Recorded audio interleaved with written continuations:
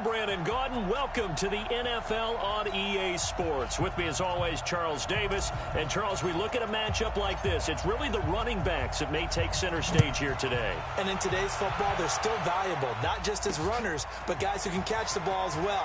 It's really the number of touches that determines things these days. And he'll get it up to about the 26-yard line, just across the 25.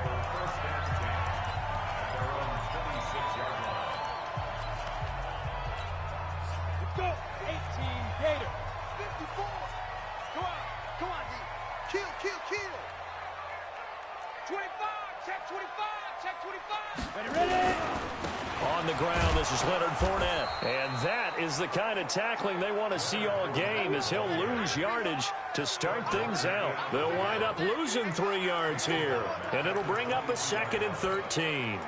An interesting and intriguing decision there defensively, because they kept extra DBs on the field despite seeing the multiple tight end look that came out for the offense. I thought they were going to switch out of it. I didn't know if they felt they didn't have time or what the case was. He's got daylight.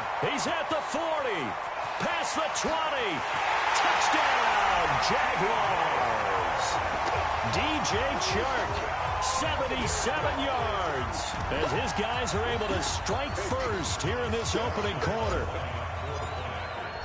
Well, if they didn't get the wake-up call before the game, they got it right now. 2 plays already in the end zone. I think of it in boxing terms, because whether it's a big shot with your first one or a probing one, a little bit of a jab, the second one was the payoff. That was the big one that landed.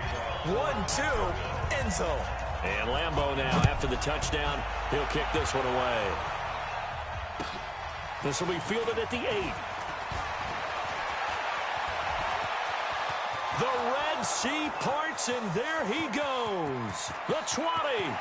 Touchdown, 49ers.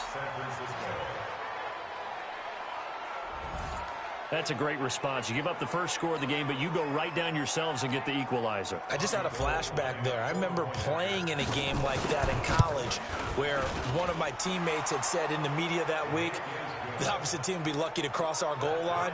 They crossed it in the first minute of the game. On our first offensive play, we scored to answer back. Something similar to what we just saw there. Very similar to what we just saw. So all even at 7 now as they kick it away. That'll be taken in the end zone. And all that work, but he stopped where he ultimately would have been had he simply taken a knee, and that's the 25-yard line. And out now comes Jacksonville as they get ready to go. And for them, a touchdown their last go-around. Obviously, they'll be hoping to do that again. And when you start plotting for this drive, when you start thinking to yourself, okay, what are we going to do? You don't go away from what you did. And he's going to have to eat this one as down he goes. Sheldon Day gets him for a loss of 8. What great push up front. Brandon, if I'm an offensive coordinator and I see an all-out rush like that, I file it away, because I'm going to use their aggressiveness against them as this game goes on. And he's going to go down again. So, Brandon, we've sat in with a lot of coaches, and when they talk about things they want to accomplish offensively, I'm not sure that sack and sack are on their play sheet. Here's Minshew. Sheldon Day able to get in there for his 2nd sack of the afternoon.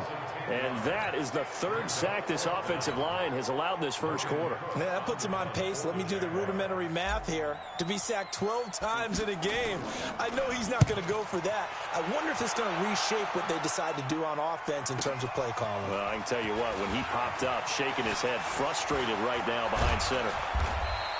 21 yards. Well done on the return. And the Niners set up well. They take over 1st and 10 on the